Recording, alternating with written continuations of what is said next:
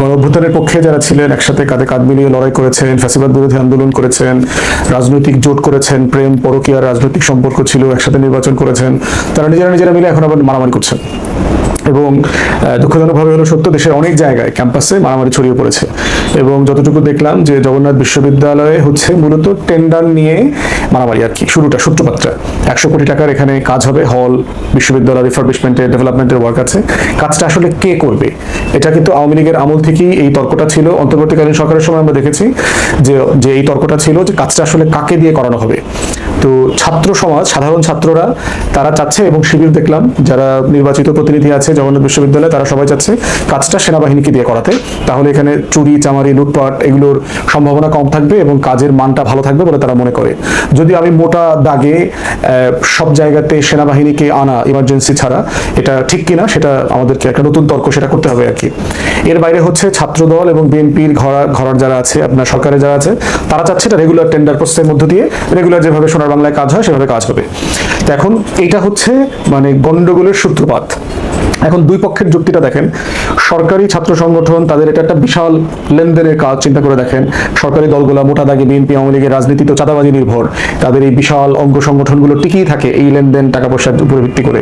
তো সেখানে সেনাবাহিনী যদি কাজ করে সেখানে তারা চাঁদাবাজি করতে পারবে না আলটিমেটলি। তো এই দ্বন্দ্বের সমাধান করা যায় নাই, এই জন্য ছাত্রদল শিবির ক্যাম্পাসে সংঘর্ষ লেগে গেছে। এবং দেখলাম যে এটার যে মানে স্পিল ওভার এফেক্ট সেটা সব জায়গাতে, ঢাকা কলেজে, ঢাকা আলিয়াতে মারামারি দেখলাম, যুব দলের নেতারা হেলমেট বাহিনীর মতো রাস্তায় নেমে গেছে, হাসপাতালে গিয়ে দেখলাম শিবির পিটাচ্ছে, জাতীয় ছাত্র শক্তি এনসিপি ছাত্র সংগঠনের ছেলেপেলেকে পিটাচ্ছে। বেগম রোকেয়াতে দেখলাম জুলাইয়ের এক্সিবিশন নিয়ে কোন কি ছবি, কোন শহীদদের ছবি থাকতে পারবে কি পারবে না, জাতীয় নেতাদের যাদের ফাঁসি হয়েছে তাদের ব্যাপারে এইটা নিয়ে খুবই তুচ্ছ বিষয়ে মারামারি হয়েছে। ঢাকা কলেজেও দেখলাম যে একই রকম জুলাইয়ের দোয়া মাহফিল নিয়ে ঝামেলা হচ্ছে। তো মোটামুটি অনেক জায়গাতে একই সমস্যাগুলো হচ্ছে। আমাদের সবার জন্য এটা খুবই লজ্জার আর কি, মূলত যে আমাদের এখনো জুলাই আগস্ট শেষ হয় নাই, আমরা এখনো শত শত শহীদদের কবর আইডেন্টিফাই করতে পারি নাই। আমাদের 17 বছর 18 বছরের ফ্যাসিবাদী শাসন ব্যবস্থার যে পোস্টমর্টেম করা দরকার সিরিয়াসলি সেটা করতে পারি নাই। দিল্লির আওয়ামী লীগের যে বয়ানের রাজনীতি চলছে, 5 তারিখে হাসিনা নাকি লাইভে সাংবাদিকদের সাথে কথা বলবেন দিল্লিতে। তো এই ধরনের বাস্তবতার ভিতরে গণঅভ্যুত্থানের পক্ষে শক্তিগুলো নিজেরা লেগে গেছেন এবং এটা খুবই দুঃখজনক। আমরা মনে করছি যে আমাদের মাননীয় স্বরাষ্ট্রমন্ত্রী বক্তব্য যেটা বলছেন বিভিন্ন জায়গাতে, এই কাজগুলো বাস্তবে আমরা দেখতে পাচ্ছি না। আমরা দেখতে পাচ্ছি খুবই ছোটখাটো তুচ্ছ বিষয়ে সরকারি দলের বিভিন্ন পর্যায়ের নেতাকর্মীরা মারামারি, সহিংসতা, সংঘর্ষে জড়ায় পড়তেছে এবং এটা চলতেছে। এটা হল দখল, ক্যাম্পাস দখল, তারপরে আধিপত্য, এই সব কিছুতে চলে যাচ্ছে। এটা বন্ধ করবার জন্য আমি বরাবরই আমাদের যে প্রিন্সিপাল পজিশন, যে ক্যাম্পাসে দলীয় ছাত্র রাজনীতি থাকতে পারবে না, কেউ ক্যাম্পাসে রাজনীতি করতে পারবে না, সেটা বাম হোক ডান হোক, ছাত্রদল শিবির, কোনো ছাত্র সংগঠন নামে বেনামে ক্যাম্পাসে রাজনীতি করতে পারবে না। ক্যাম্পাস লেখাপড়ার জায়গা। প্রত্যেকটা কলেজ বিশ্ববিদ্যালয়ে শুধুমাত্র নির্বাচিত ছাত্র সংসদ থাকবে, যেই ছাত্র সংসদে ব্যক্তিগতভাবে নির্বাচন করতে হবে, কোনো দলের সমর্থিত প্যানেল আকারে নির্বাচন করা যাবে না। এইরকম একটা জায়গাতে যদি আসা না যায় তাহলে আমরা বোধ করছি এই যে ক্যাম্পাস ভায়োলেন্স যেটা আছে, লেখাপড়ার মান নষ্ট যারা করছে, এই পক্ষ সেই পক্ষ, এই হল ওই হল, এই মারামারি ওই মারামারি, এই দল সেই দল, বাংলাদেশের সকল ছাত্র সংগঠনের হাতে রক্তের দাগ আছে। সবাই কম বেশি মারামারি করেছেন, কেউ আগে শুরু করেছেন, কেউ রিয়াকশন দেখিয়েছেন, কেউ পরে করেছেন। কোনোটাই কারোর জন্য যেমন লাভবান হয়নি, আমাদের লেখাপড়া শিক্ষা ব্যবস্থার জন্য ভালো হয়নি। তাই এটা গোল্ডেন সলিউশন হচ্ছে বাংলাদেশের সকল ক্যাম্পাসে আইন করে শিক্ষক রাজনীতি, ছাত্র রাজনীতি, কর্মকর্তা কর্মচারী রাজনীতি, দলের নামে বেনামে সব বন্ধ করে দিতে হবে। কোনো কিছু থাকতে পারবে না। ক্যাম্পাস লেখাপড়ার জায়গা, গবেষণার জায়গা, তর্ক বিতর্কের জায়গা। এটার কেন্দ্রবিন্দু থাকবে হচ্ছে ছাত্র সংসদ, যেখানে ব্যক্তিগতভাবে নির্বাচন করতে হবে, এবং হচ্ছে টিএসসি, যেটা হচ্ছে এখানে মেধা বিকাশ এবং এক্সট্রা কারিকুলার চর্চার কেন্দ্রবিন্দু হবে। এর বাইরে আমরা শুধুমাত্র কারণ নির্ধারণ করে কে দায়ী না, কে আগে শুরু করলো, কে পরে শুরু করলো, কে বেশি রক্তপাত করেছে, কে কম রক্তপাত করেছে, এই তর্কে গিয়ে এই আলাপের সমাধান হবে না। সরকারি দলকে বলছি, আপনাদের দায় বেশি, কারণ আপনারা সরকারে আছেন, আপনারা দেশের বড় দল সংসদে এবং সংসদের বাইরে। আপনারা যদি আপনাদের নেতাকর্মীকে নিয়ন্ত্রণ করতে না পারেন, দেশে কিন্তু 101টা সমস্যা আছে। এই বিশাল কোটি কোটি বেকারের দেশে আপনার দলের তরুণদেরকে যদি নিয়ন্ত্রণ না করে গুন্ডামিতে এনকারেজ করেন, স্পেস করে দেন, তাহলে যেটা হবে, আপনারা কিন্তু বাংলাদেশের রাজনীতিতে জনবিচ্ছিন্ন হয়ে যাবেন। এটা হয়েছে এর আগে। কার সাথে মারামারি করতেছেন? আওয়ামী লীগ তো নাই। তাহলে আপনারা নিজেরা এই মারামারিতে কেন জড়াচ্ছেন? কি লাভ? আমরা একটা প্রোডাক্টিভ গণতান্ত্রিক রাজনীতি চাই, যেখানে সবাই গণতন্ত্রের ভাষায় কথা বলবেন এবং কাজ করবেন, ন্যায্য সমালোচনা করবেন এবং সমালোচনাকে টলারেট করতে পারতে হবে। সরকারি দলের নেতাকর্মীরা খুবই অসহনশীল হয়ে যাচ্ছেন, তারা সরকারের সমালোচনা নিতে পারছেন না, সরকারের মন্ত্রীদের, প্রধানমন্ত্রীর সমালোচনা নিতে পারছেন না। তাহলে তো আপনি ইনক্রিজিংলি আওয়ামী পনার দিকে ঝুঁকে যাচ্ছেন। এই অসহনশীলতাটার নাম হচ্ছে আওয়ামী পনা, যেটা আলটিমেটলি মোটা দাগে আখেরে কারো জন্য কোনো কল্যাণ বয়ে আনবে না। তাই দেশের স্বার্থে, সরকারি দলের ইমেজ রক্ষা করবার স্বার্থে আমরা আহ্বান করছি, সিদ্ধান্ত নিয়ে ক্যাম্পাস ভায়োলেন্স, চাঁদাবাজি, রাজনীতির নামে যে অনাচার চলছে। যখন শেখ হাসিনা চলে গেল, দেশ ছাড়লো, তখন রাষ্ট্রের বিভিন্ন প্রতিষ্ঠানের কি ভূমিকা ছিল? সামরিক বিমান ব্যবহারের সিদ্ধান্ত কিভাবে নেওয়া হয়েছিল? কেননা তিনি একটা সামরিক বিমানে চলে গেছেন। আন্তর্জাতিক প্রোটোকল কি ছিল? এমন অনেক প্রশ্নের জবাব আজও মেলেনি। ফাইনালি উনি চলে গেছেন। এখন ন্যাচারালি প্রশ্ন আসছে, 5ই আগস্টের ঘটনাকে আমরা কিভাবে দেখি? আচ্ছা, যদি পুরো ঘটনাটা এখন আমি যদি ধরি যে একটা নিয়মিত বৈধ প্রক্রিয়ার মধ্যে হয়েছে, যদি নিয়মিত বৈধ প্রক্রিয়ার মধ্যে হয়ে থাকে, তাহলে তো শেখ হাসিনাকে আমরা দেশে ফিরে আনার জন্য যে উদ্যোগ, সেটা কি যৌক্তিক? এটা গেল 1 নম্বর প্রশ্ন। আর দ্বিতীয় প্রশ্ন, যদি কোনো পর্যায়ে আইন বা প্রতিষ্ঠিত প্রক্রিয়া অনুসরণ না করা হয়ে থাকে, তাহলে সংশ্লিষ্ট ব্যক্তিদের বিরুদ্ধে এ পর্যন্ত কি ব্যবস্থা নেওয়া হয়েছে?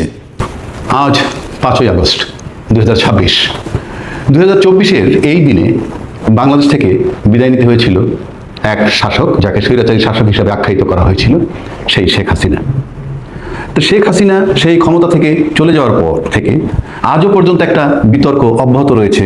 ওটা কি গণঅভ্যুত্থান ছিল, নাকি বিপ্লব, নাকি শুধুই রাজনৈতিক ক্ষমতার পরিবর্তন?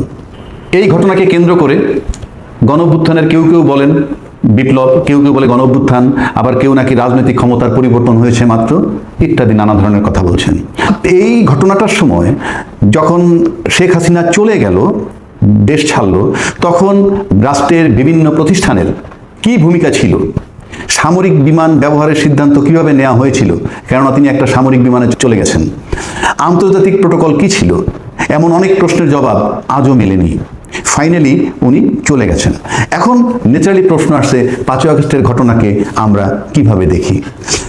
একজন সরকার প্রধান যখন পদত্যাগ করে ফেলেন, তখন তো উনি আর নোমর সরকার, তখন তো ওনার সিদ্ধান্তে আর কিছু হয় না। তাহলে একটা দেশ থেকে যখন তিনি আরেকটা দেশে যাচ্ছিলেন, আমার আকাশসীমা ক্রস করার পরে যখন আরেকটা আকাশসীমায় ঢুকলেন, তখন তো দুই দেশের আকাশসীমার একটা ক্লিয়ারেন্স লেগেছিল। সেই ক্লিয়ারেন্সগুলা কারা কিভাবে নিল? বাংলাদেশে তখন সরকারের দায়িত্বটা কে পালন করতেছিল? এই প্রশ্নগুলো কিন্তু আজও অব্যাহত, এর কোনো উত্তর পাওয়া যায়নি।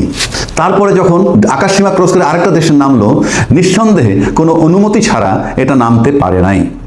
তা না হলে বিমান বাহিনীর একটা বিমান একটা দেশের আকাশসীমা ক্রস করে যখন আরেকটা দেশের আকাশসীমায় যাবে, কোনোভাবেই অনুমতি ছাড়া যেতে পারবে না।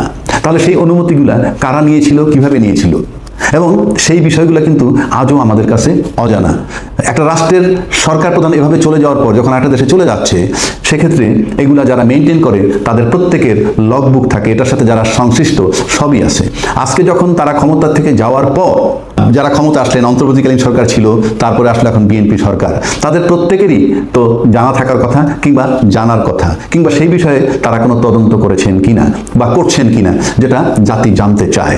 তারপরে আরেকটা বিষয় আসি, যদি বিষয়টা এমন হয় যে এদেশ থেকে সরকারি দায়িত্ব তখন যারা পালন করছে, সেই তারা যোগাযোগ করছে ভারত সরকারের সাথে, এবং এই ভারত সরকারের সাথে যোগাযোগ করার পর অবশ্যই ভারত সরকার অ্যাপ্রুভাল দিছে বলেই ওখানে নামতে পেরেছে।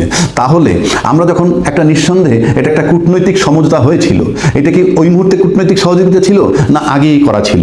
যদি কূটনৈতিক সহযোগিতা আগে হোক বা ওই মুহূর্তে করা হয়ে থাকুক, সরকারি অনুমোদনের মাধ্যমে যদি যে থাকেন উনি, তাহলে তো তাকে ওখানে পৌঁছে দেওয়া হয়েছে দুইটা সরকারের সমঝোতার মধ্য থেকে।